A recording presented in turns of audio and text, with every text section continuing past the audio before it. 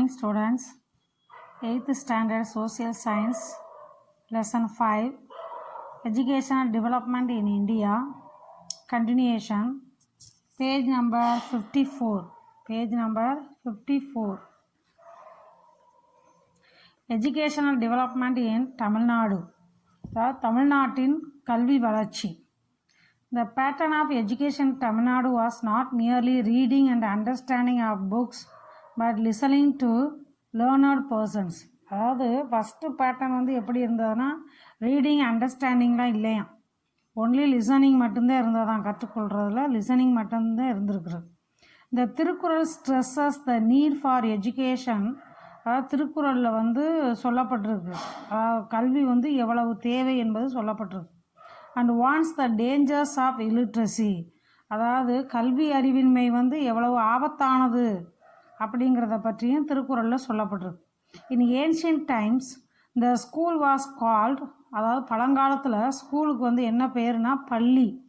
And the teacher was a கணக்கையர். டீச்சருக்கு என்ன பேர்னா கணக்கையர். A significant development took place in the field of education. அதாவது குறிப்பிடத்தக்க மாற்றம் எஜுகேஷனில் ஏற்பட்டது வந்து டூரிங் த பல்லவா பீரியட். பல்லவர்கள் காலத்தில் தான் எஜுகேஷனில் முன்னேற்றம் ஏற்பட்டது. கட்டிகா வாஸ் அன் எஜுகேஷனல் இன்ஸ்டிடியூஷன். அது ஒரு நிறுவனமாக இருந்தது. The Pallava kings supported those educational institutions through endowments. அதாவது பல்லவ அரசர்கள் வந்து எஜுகேஷன் இன்ஸ்டிடியூஷன்ஸை சப்போர்ட் பண்ணி அதை வந்து நல்லா உயர்த்துவதற்கு ஏற்பாடு செய்திருக்காங்க. இந்த வைஷ்ணவா அண்ட் சைவா மட்ஸ், அதாவது வைஷ்ணவ சைவ துறவிகள் ப்ரொவைடட் போர்டிங். அந்த அவங்களுடைய மடங்கள் இருக்கு இல்லையா, அங்கே போர்டிங் அண்ட் லாட்ஜிங் அப்படின்னா குழந்தைகள் வந்து தங்கி படிக்கிறது, தங்கி சாப்பாடு கொடுத்து அவங்கள படிக்க வைக்கிறதுக்கு பேர் தான் boarding and lodging. Facilities to all students and teachers. அங்கே படிக்க வர ஸ்டூடெண்ட்ஸு டீச்சர்ஸ்க்கெல்லாம் அந்த ஃபெசிலிட்டிஸ் வந்து கொடுத்துருக்குறாங்க. வைஷ்ணவ சைவ மடங்கள்.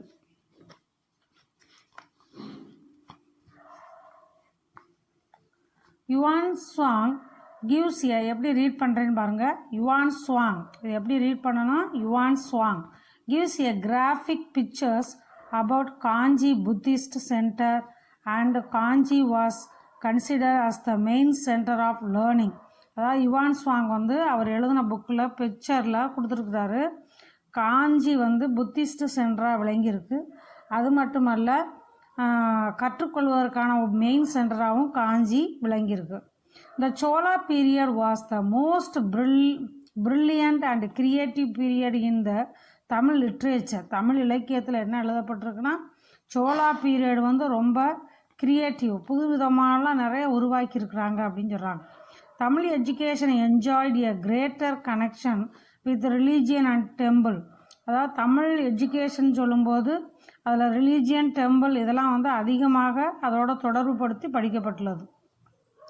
Free education was given to people. அதாவது பீப்புளுக்கு ஃப்ரீ எஜுகேஷன் கொடுத்துருக்காங்க. இந்த curriculum and syllabi had a theoretical background. அதாவது கரிக்குலம், இந்த நம்ம சிலபஸ் படிக்கிற மத்தியில் அந்த கரிக்குலம் படிக்கிறது, விளையாடுறது, அந்த அதெல்லாம் வந்து தியரட்டிக்கல் பேக்ரவுண்டாக இருந்திருக்கு. அதாவது வெறும் எழுத்து முறையில் மட்டும் இருந்திருக்கு. From the inscription of the period, அதாவது இந்த சோலா பீரியடில் we can now gain knowledge about the qualification of teacher. அதாவது டீச்சருக்கு வந்து குறிப்பிட்ட குவாலிஃபிகேஷனோட தான் டீச்சர் வந்து சொல்லி கொடுத்துருக்காங்க. மெத்தட் ஆஃப் டீச்சிங், அவங்க என்ன மெத்தடில் சொல்லி கொடுத்துருக்காங்க. சேலரி ஆஃப் டீச்சர்ஸ்க்கு சம்பளம் கொடுத்ததை பற்றி. Food provided to the students and the land given to the schools extra. School கட்டுறதுக்கு இடம் கொடுத்து அப்புறம் ஸ்டூடெண்ட்டுக்கு ஃபுட்டெல்லாம் கொடுத்துருக்குறாங்க. அதை பற்றி சோலா இன்ஸ்கிரிப்ஷன், சோழர்கள் கல்வெட்டில் எழுதப்பட்டிருக்கு. Rajaraja Chaturvedi Mangalam was the famous seat of a Vedic college. Vedic college வந்து அங்கே இருந்திருக்கு, சதுர்வேதிக் மங்கலம் அங்கே. Ennayiram in former south Arcot district. இப்போ வந்து சவுத் ஆர்காட் டிஸ்ட்ரிக்டில் எண்ணாயிரம் அப்படிங்கிற இடத்துல இருக்கான்.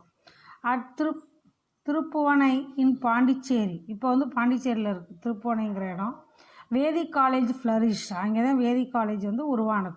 இந்த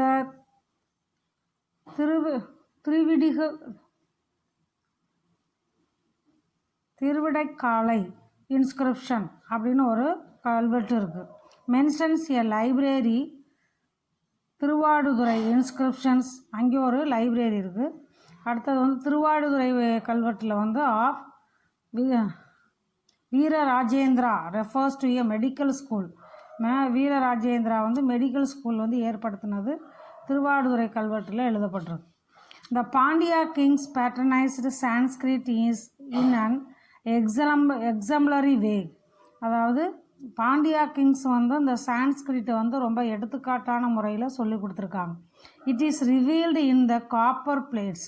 அது வந்து காப்பர் பிளேட்டில் எழுதப்பட்டிருக்கு. The educational institutions of that period were called as ghatika. அதாவது அந்த காலகட்டத்தில், அதாவது பாண்டியா கிங் காலகட்டத்திலையும் எஜுகேஷனல் இன்ஸ்டிடியூஷன்ஸ்க்கு என்ன பேர்? கட்டிகை, சாலை அண்ட் வித்யாசாதனா அப்படிங்கிற பேரெல்லாம் உண்டு. Lands were given to teachers. அது நிலங்கள்லாம் டீச்சர்ஸ்க்கு கொடுக்கப்பட்டிருக்கு. They were known as Salabhogam. அந்த இடத்துக்கு பேர் வந்து சாலபோகம். அந்த எக்ஸாம்பிள் வல்லபா பெருஞ்சாலை அட் கன்னியாகுமரியில் இருக்கான். The famous college during the Pandya regime was Kandalur சாலை. அதாவது பாண்டியர்கள் காலத்தில் ஃபேமஸ் காலேஜ் வந்து கந்தலூர் சாலை அப்படிங்கிற இடத்துல இருந்தது. Mutts occupied a significant place in the promotion of education. மடங்கள் தான் வந்து குறிப்பிடத்தகுந்த வகையில் இந்த எஜுகேஷனை வந்து ஊக்குவிச்சிருக்கு. Learning flourished under the Vijayanagar rule. அதாவது விஜயநகர்கள் காலத்தில் ஒரு தான் வந்து இந்த லேர்னிங் கற்றுக்கொள்வது உருவாயிருக்கு.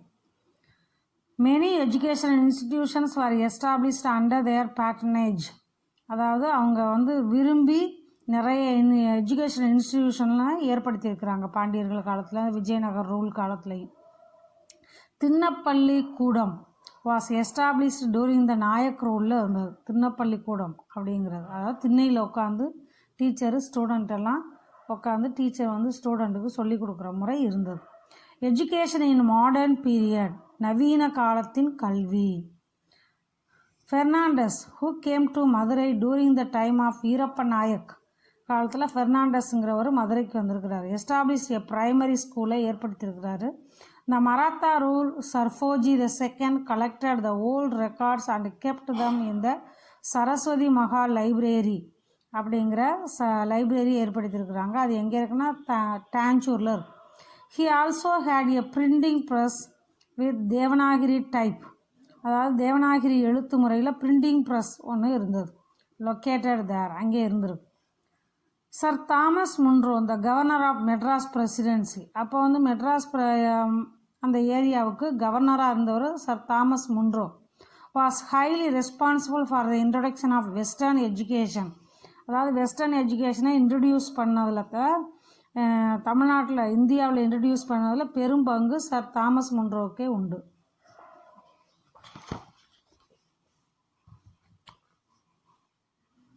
In Madras Presidency, he appointed a committee to conduct a statistical survey of the condition of education. அப்புறம் வந்து எஜுகேஷன் வந்து எந்த லெவலில் இருக்குது அப்படிங்கிறத ஸ்டாட்டிஸ்டிக்கல் சர்வே கணக்கெடுத்துருக்குறாங்க. The Education Commission of Munro recommended the creation of 2 principal schools. அதாவது 2 விதமான ஸ்கூல் வந்து ஏற்படுத்தியிருக்கிறாங்க. கலெக்டரேட் அண்ட் தாசில்தார் ஸ்கூல்ஸ்னு ஏற்படுத்தியிருக்காங்க இன் ஈச் டிஸ்ட்ரிக்டில், ஒவ்வொரு டிஸ்ட்ரிக்ட்லேயுமே. In 1835 Lord William Bentinck passed a resolution favouring the introduction of western system of education in India.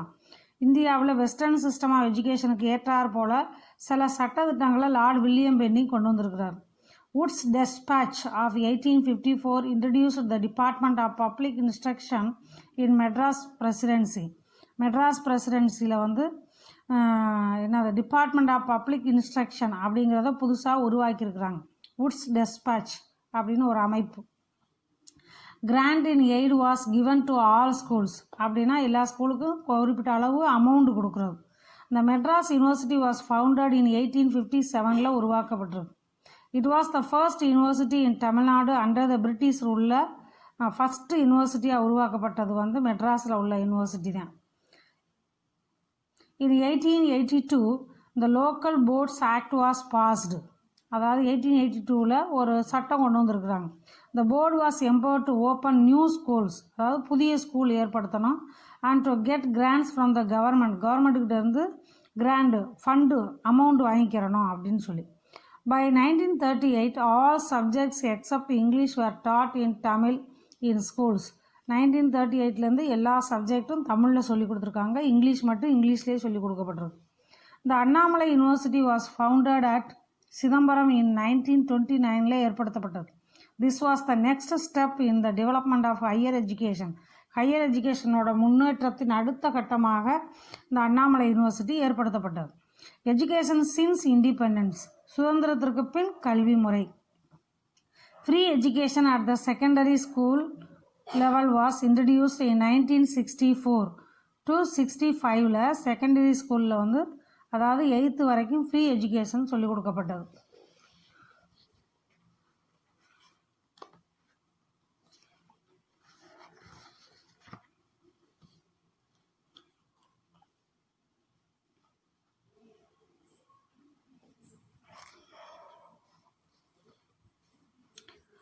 The Gandhigram Rural College was established in 1975ல் காந்திகிராம் ரூரல் காலேஜ் ஏற்படுத்தப்பட்டது.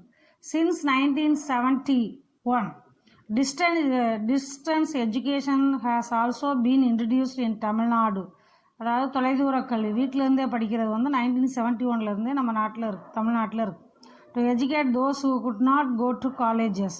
In 1956, midday meal program was introduced in schools. அதாவது மதிய உணவு திட்டம் கொண்டு வரப்பட்டது. Later it was extended as nutrition meal, சத்துணவு திட்டம்னு 1982ல் கொண்டு வரப்பட்டது. To avoid drop outs in schools, அதாவது ட்ராப் அவுட் ஸ்கூலில் படிச்சுட்டு பாதியோட குழந்தைகள் வந்து வராது, 3rd ஸ்டாண்டர்ட் படிச்சுட்டு 4th ஸ்டாண்டர்ட் படிச்சுட்டு அப்புறம் 5th வராது.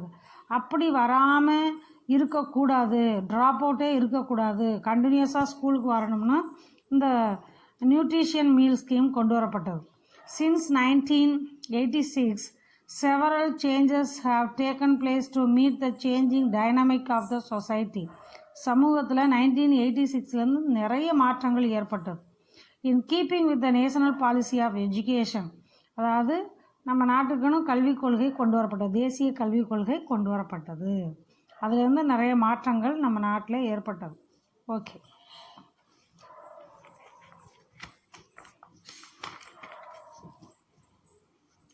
choose the correct answer. The word Veda is derived from Sanskrit. Which of the following was an important center for the learning in the ancient period? Gurukula. Nalanda, the oldest university in India, was located in Bihar. When did the UNESCO declare Takshashila as World Heritage Site? 1980. Which European country were the first to start modern system of education in India? Portuguese. Which of the following Charter Act made a provision for an annual grant 1 lakh rupees for the promotion of education in India? Charter Act of 1813. Which of the following commission recommended to constitute the University Grants Commission? Radhakrishnan Commission 1948. In which year the new education policy was introduced in India? 1986. Fill in the blanks. The word Veda means to know. Takshashila ruins were discovered. Alexander Cunningham. Dash was the first ruler of establish a Madras at Delhi. Iltutmish. The new education policy was revised in 1992. SSA is the primary vehicle for implementing the provision of the Right to Education Act of 2009. Midday meal program was introduced in schools in 1956. Match the following. Hai Tizing, Chinese scholar. Francis Xavier, University at Cochin. Wood's Dispatch, Magna Carta of Indian Education. Saravoji II, Saraswati Mahal, Sir Thomas Munro, Western Education in Madras. State true or false? The writings of Charaka and Sushruta were the sources of learning of medicine. True. Temples were the center of learning and played an active role in the promotion of knowledge. True. The Charaka tales tell us that the kings and society took an active interest in promoting education. True. Women education in India was not prevalent during the medieval period. False. The RMSA scheme was implemented during the 10th 5-year plan. False. Consider the following statement and tick the appropriate answer. இதுக்கு வந்து என்ன answer வரும்னா D option வரும். 1, 2 and 3 are correct. Find out the correct pair.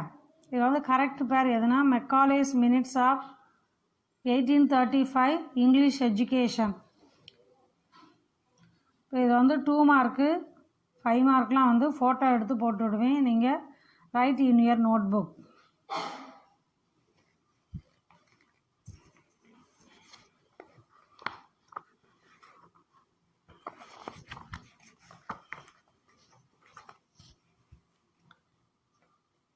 இப்போ நம்ம என்ன பார்க்க போகிறோம்னா சிவிக்ஸில் 3rd லெசன் பார்க்க போகிறோம்.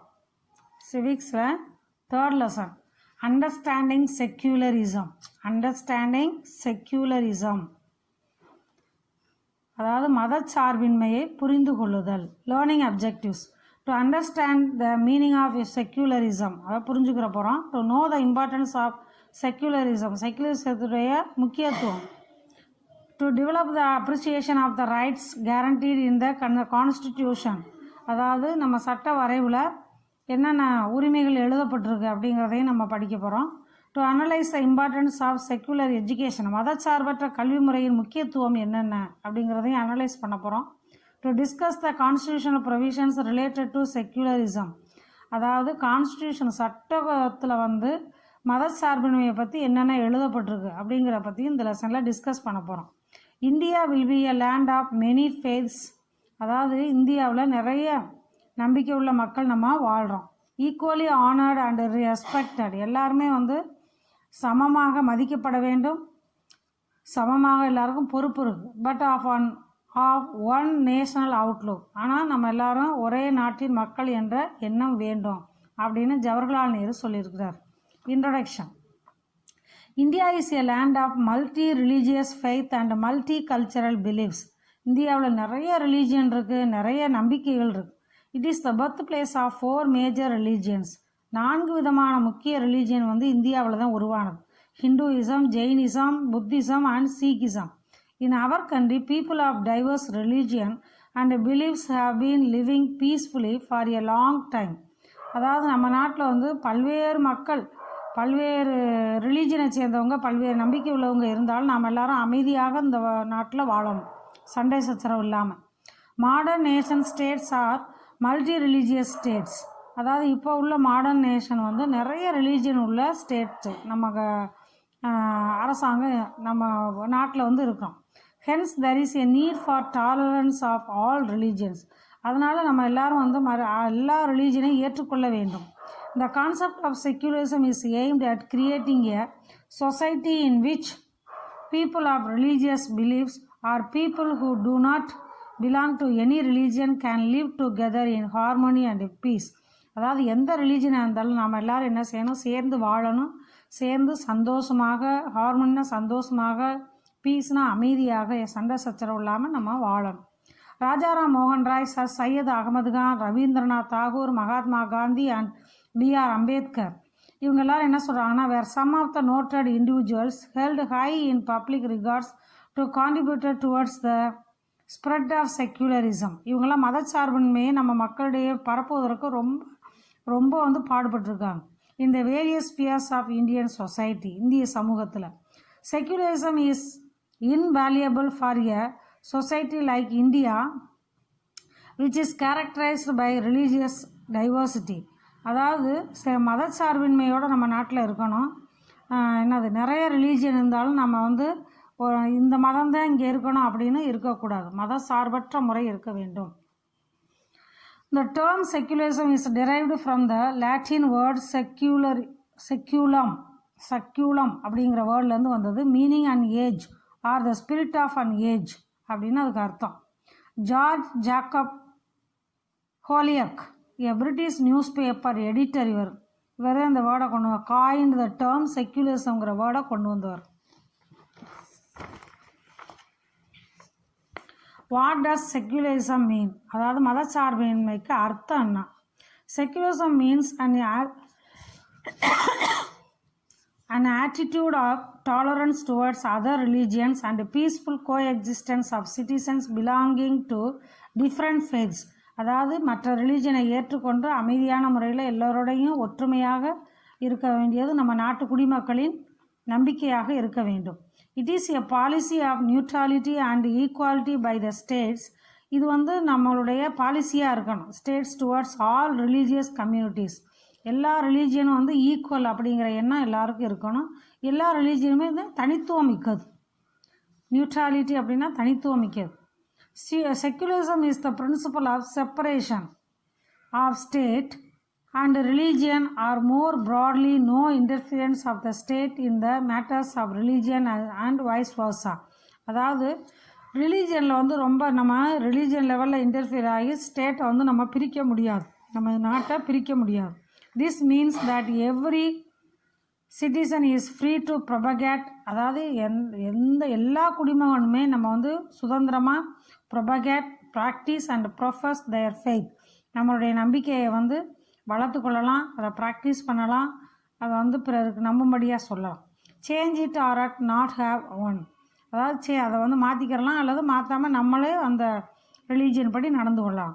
According to their consciousness. நம்ம விருப்பம் அது கான்சியஸ்னஸோடு நம்ம அதை யார் மனசையும் புண்படுத்தாமல் நடந்து கொள்ள வேண்டும். ஏத்திசம் அப்படின்னா என்ன அர்த்தம்? Is a lack of belief in god and gods. அதாவது கடவுள் நம்பிக்கை இல்லாதவங்க தான் அந்த ஏத்திசம் சொல்கிறவங்க. செக்யூலரிசம்னா is non interference of the state in religious affairs and vice versa. அதாவது ரிலீஜியஸை வச்சு கவர்மெண்ட்டோட நடவடிக்கைகளில் ஈடுபடக்கூடாது, இன்டர்ஃபியர் பண்ணக்கூடாது. Objectives of secularism. மதச்சார்பின்மையின் நோக்கம் என்ன? One religious group does not dominate another. ஒரு ரிலீஜியன் இன்னொரு ரிலீஜியனை டாமினேட் பண்ணக்கூடாது. Some members don't dominate other members of the same religious community. அதாவது சேம் ரிலீஜியஸ் கம்யூனிட்டியும் டாமினேட் பண்ணக்கூடாது. The state does not enforce any specific religion nor take away the religious freedom of individual. அதாவது religious எல்லாருக்குமே religious freedom இருக்குது இண்டிவிஜுவலாக. நம்ம பேரண்ட்ஸோட இந்த ரிலீஜியனுக்கு மாறணும், இப்படி தான் இருக்கணும்னு சொல்ல முடியாது. A simple statement by poet. ஒரு கவிஞர் சொல்கிறார் இதை பற்றி, இக்பால்ங்கிறவர். illustrates the secular view. Religion does not teach us animosity. We are Indians and India is our home. அதாவது அவர் என்ன சொல்கிறார் அப்படின்னா, ரிலீஜியன் நமக்கு வேறு எந்த பாடத்தையும் புகுத்த முடியாது, அனிமோசிட்டி அப்படிங்கிற பாடத்தை புகுத்த முடியாது. நம்ம எல்லாரும் இந்தியன்ஸ், இந்தியாவே நம்மளுடைய வீடு அப்படின்னு சொல்கிறார். 12th rock edict. அசோகாவுடைய கல்வெட்டில் 12வது கல்வெட்டில் இது எழுதப்பட்டிருக்கான். Emperor Ashoka was the first great emperor to announce as early as 3rd century BC. இவர் தான் first great emperor. That the state would not prosecute any religious sect. அதாவது எந்த ரிலீஜியனையும் நம்ம துன்புறுத்தக்கூடாது அப்படின்னு எழுதப்பட்டிருக்கு. In his 12th rock edict Ashoka made an appeal not only for the tolerance of all religious sects. எல்லா ரிலீஜனை ஏற்றுக்கொள்வது மட்டுமல்ல, but also to develop a spirit of great respect towards தம். மற்ற ரிலீஜனை மதிக்க கற்றுக்கொள்ள வேண்டும் அப்படின்னு அசோகாவுடைய கல்வெட்டில் 12வது கல்வெட்டில் எழுதப்பட்டிருக்கு. The characteristic features of a secular state. மதசார்பின்மை உள்ள நாடு அப்படின்னா அதுக்குரிய குணாதிசயங்கள் என்னென்ன? பிரின்சிபல் ஆஃப் லிபர்ட்டி, அதாவது சுதந்திரம். The state permits the practice of any religion. நம்ம எந்த ரிலீஜனாக வேணாலும் இருக்கலாம். Principle of equality. The state does not give preference to any religion over another. அதாவது எல்லா ரிலீஜியனுமே ஒரு சமமான உரிமை உண்டு. எதுவும் பெரிய ரிலீஜியன் சின்ன ரிலீஜியன் அப்படிலாம் கிடையாது. பிரின்சிபல் ஆஃப் நியூட்ராலிட்டி, எல்லாத்துக்குமே தனித்துவம் மிக்கது. இந்த state remains neutral in religious matter. Religious மேட்டரில் ஸ்டேட் கவர்மெண்ட் வந்து தனித்துவம் மிக்கதாக செயல்பட்டு கொண்டு இருக்கிறது. A secular state is the one in which the state does not officially promote any one religion as the country's official religion and every religion is treated equally. எல்லா ரிலீஜியனுமே treat பண்ணுறது ஈக்குவலாக தான் இருக்கணும். It gives to every citizen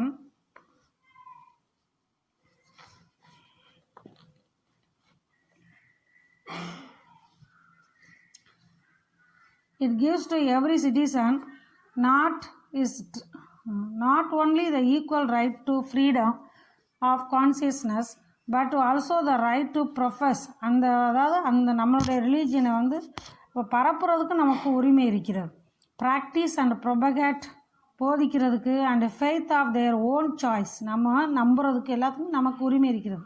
இந்த state observes and attitude of neutrality and impartiality towards all religions. அதாவது government என்ன செய்யும், பார்ஷியாலிட்டிலாம் பார்க்காது எந்த ரிலீஜியனையும். In a secular state no one is given preferential treatment and the state does not discriminate any person on the basis of their religious practice and beliefs. அதாவது நம்ம religious அடிப்படையாக கொண்டு நம்மளை வந்து தாழ்வாக எந்த கவர்மெண்ட்டும் நடத்தாது. All citizens are eligible to enter government service irrespective of their faith. எல்லா ரிலீஜியனுமே நம்ம கவர்மெண்ட் சர்வீஸில் சேர்வதற்கு நமக்கு எலிஜிபிள் இருக்குது. There should be absolutely no religious instruction in educational institutions and no taxes to support any particular religion. அதாவது நீ இந்த ரிலீஜியன்லேருந்து அவ்வளோ வரி கட்டணும் அப்படிலாம் எதுவும் கிடையாது நம்ம நாட்டில். இம்பார்ட்டன்ஸ் ஆஃப் செக்குலரிசம், மதச்சார்பின்மையின் முக்கியத்துவம். The concept of secularism evolved in India as equal treatment of all religions. எல்லா ரிலீஜனையும் ஈக்குவலாக தான் ட்ரீட் பண்ணுறாங்க. We need secular state to maintain peace and harmony. மதச்சார்பற்ற நாடு அப்படின்னா நம்ம எல்லாரும் அமைதியையும் சந்தோஷமாகவும் நம்ம வந்து இருந்து மெயின்டைன் பண்ணணும்.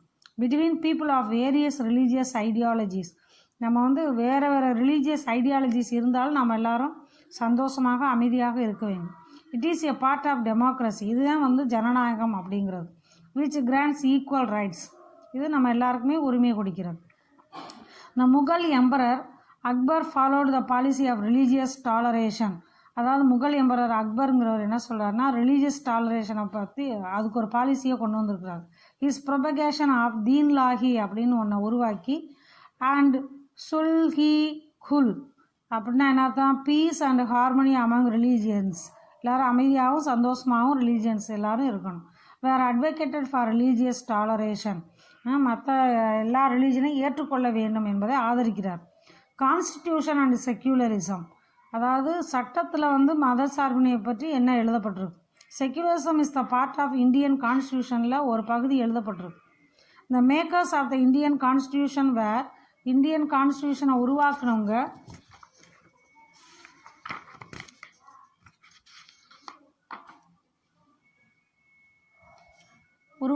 வந்து என்ன சொல்லுவாங்க, aware that a strong and united nation could be built only when all sections of people had freedom to practice their religion. அதாவது நம்மளுடைய ரிலீஜனை நம்ம வந்து சுதந்திரமாக ப்ராக்டிஸ் பண்ணுறதுக்கு உரிமை இருக்கிறது. So secularism was accepted as one of the fundamental tenets for the development of democracy in India. அதாவது நம்ம டெமோக்ரஸியை வந்து வளர்த்துக்கொள்வதற்கு இது ஒரு அடிப்படையாக அமைகிறது. The word secularism was not mentioned in our constitution. அதாவது நம்ம சட்டத்தில் எழுதப்படலையா, when மென்ஷன் பண்ணலையா, when it was adopted in 1950. Later on in 1976 the word secular was incorporated in the preamble. அதுக்கு பிறகு தான் அந்த preambleனா முன்னுரை, அதில் உள்ள முன்னுரையில் சேர்க்கப்பட்டது. through the 42nd amendment of the Indian Constitutionல எழுதப்பட்டது. is a sovereign socialist, அதாவது இறையாண்மை, சமூக மதசார்பற்ற, டெமோக்ராட்டிக்னா ஜனநாயக நாடு நம்ம நாடு அப்படின்னு அதில் எழுதப்பட்டிருக்கு. The basic aim of our constitution is to promote unity and integrity of the nation along with individual dignity. அதாவது நம்ம எல்லாரும் வேறு வேறையாக இருந்தால் நம்ம எல்லாரும் ஒற்றுமையோடு இருக்கணுங்கிறதுல கான்ஸ்டியூஷன் வந்து ஊக்கப்படுத்துது நம்மளை. there is no state religion in India. அதாவது இந்தியாவுக்குன்னு ஒரு எந்த ரிலீஜனும் கிடையாது. எல்லா ரிலீஜனும் இந்தியாவில் இருக்கலாம். The state will neither establish a religion of its own nor confer any special patronage upon any particular religion. அதாவது இந்த ரிலீஜனில் பர்டிகுலர் ரிலீஜன் தான் இருக்கணும் அப்படின்னு இந்த ஸ்டேட்டில் எதுவும் சொல்லலை. The freedom of religion guaranteed under the Indian Constitution is not confined to its citizen alone but extends to aliens also. அதாவது எந்த எந்த ரிலீஜனை ஃபாலோ பண்ணுறதுக்கு நம்மளுக்கு கேரண்டி இருக்குது. அது வந்து கான்ஸ்டியூஷனில் எழுதப்பட்டிருக்கு. This was pointed out by the honourable supreme court in the case Ratilal Panachand 5th state of Bombay in 1954 ஒரு கேஸில் வந்து இந்த மாதிரி பாயிண்ட் அவுட் பண்ணி சொல்லியிருக்கிறாங்க. எந்த ரிலீஜன் வேணாலும் நம்ம நாட்டில் இருக்கலாம் அப்படின்னு சொல்லிட்டு. இந்த பாக்ஸில் பாருங்கள், a 19th century Hindu temple in Khajuraho, India corporates a Hindu spire, a Jain cupola, a Buddhist stupa and Muslim style dome in place of usual சிக்காராவில் எல்லா ஸ்டைல்லையும் ஹிந்து புத்திஸ்ட் முஸ்லீம் ஸ்டைலில் அந்த கோயில் வந்து கட்டப்பட்டிருக்கு அப்படின்னு சொல்கிறாங்க. சரியா? கஜுராஹோவில் உள்ள டெம்பிள். இந்த constitution of India has the following distinguishing features. அதாவது சில குறிப்பிடத்தகுந்த கூறுகள் இதில் உள்ளன. இந்த state will not identify itself with or be controlled by any religion. அதாவது ஸ்டேட்டை வந்து ஒரு குறிப்பிட்ட ரிலீஜியன் மட்டுமே கண்ட்ரோல் பண்ண முடியாது. The state guarantees to everyone the right to profess any religion of their own. அதாவது நம்ம ஸ்டேட் இந்தியாவில் வந்து எந்த ரிலீஜனை சேர்ந்தவங்களும் நம்ம இருக்கிறதுக்கு உரிமை உண்டு, அதை பரப்புறதுக்கு உரிமை உண்டு. The state will not accord any preferential treatment or any of them. எந்த ரிலீஜனுக்கும் ரொம்ப ப்ரிஃபரன்ஸ் எதுவும் கொடுக்கறது கிடையாது government. No discrimination will be shown by the state against any person on account of his religious faith. அதாவது வேறு வேறு religion சொல்லி எந்த வேறுபாடும் காட்டக்கூடாது. It creates fraternity of the Indian people and gives assurance the dignity of the individual and the unity of the nation. அதாவது ஒவ்வொரு religion வந்து இன்னொரு ரிலீஜனை fraternity சகோதரத்துவத்தோடு அணுக வேண்டும் அப்படின்னு சொல்லப்பட்டிருக்கு. The secular Indian state declares public holidays to mark the festivals of all religions. அதாவது secular Indian ஸ்டேட்ஸில் வந்து இந்த பப்ளிக் ஹாலிடேஸ் ஒவ்வொரு ரிலீஜியன் ஃபெஸ்டிவல்ஸுக்கும் வந்து பப்ளிக் ஹாலிடேஸ் வந்து கவர்மெண்ட் வந்து அனௌன்ஸ் பண்ணியிருக்கு. மொசைக் ஆஃப் கான்ஸ்டியூஷனல் ப்ரொவிஷன்ஸ் எந்தெந்த பிரிவில் என்னென்ன எழுதப்பட்டிருக்கு. Article 15 prohibition of discrimination on grounds of religion, caste, sex or place of birth extra. இதை வச்சு எந்த தடுப்பு முறையும் இருக்கக்கூடாது அப்படின்னு சொல்லி 15 எழுதப்பட்டிருக்கு. 16 equality of opportunity in public employment. அதாவது எல்லா ரிலீஜனை சேர்ந்தவங்களும் பப்ளிக் எம்ப்ளாய்மெண்ட் வேலைக்கு போகலாம், எல்லாருக்குமே ஆப்பர்ச்சுனிட்டி இருக்குது. ஆர்டிகல் 25(1) என்ன எழுதப்பட்டிருக்குன்னா, guarantees the freedom of consciousness and the right to profess, practise and propagate religion individually. அதாவது இண்டிவிஜுவலாக நம்ம எந்த ரிலீஜன் வேணாலும் ஃபாலோ பண்ணுறதுக்கு, ப்ராக்டிஸ் பண்ணுறதுக்கு, பரப்புறதுக்கு நமக்கு உரிமை உள்ளது. Article 26 freedom to manage religious affairs. ரிலீஜியஸில் ஏதாவது ப்ராப்ளம் இருந்ததுன்னா சுதந்திரமாக நம்ம அதை வந்து மேனேஜ் பண்ணலாம். Article 27 the state shall not compel any citizen to pay any taxes for the promotion of any particular religion. எந்த ரிலீஜனில் இருந்தும் டேக்ஸ் கட்டணும் அப்படின்னு சொல்லக்கூடாது. Article 28 on religious instruction on religious worship in certain educational institution.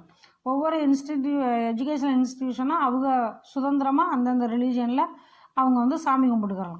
Article 29(2) என்ன எழுதப்பட்டிருக்குன்னா, a ban on discrimination in state aided educational institution. அதாவது state aided educational இன்ஸ்டிடியூஷனில் எந்த டிஸ்கிரிமினேஷனும் எந்த பாகுபாடும் இருக்கக்கூடாது. Why do we need secular education? மதசார்பற்ற கல்வி முறை ஏன் தேவை அப்படின்னு கேட்டிருக்காங்க. Secularism in education means making public education free from any religious dominance. அதாவது எந்த ரிலீஜனையும் டாமினேட் பண்ணக்கூடாது அப்படிங்கிறத அவங்களுக்கு சொல்லிக் கொடுக்கணும். Children as future citizens must get education which should aim at their development of character and moral behavior irrespective of religious affiliation. மற்ற ரிலீஜியஸை வந்து இந்த வித்தியாசமாக எதுவும் பேசக்கூடாது, அதனுடைய முன்னேற்றத்துக்கு உதவணும். நம்ம வந்து எல்லா ரிலீஜனையும் ரெஸ்பெக்ட் பண்ணணும்.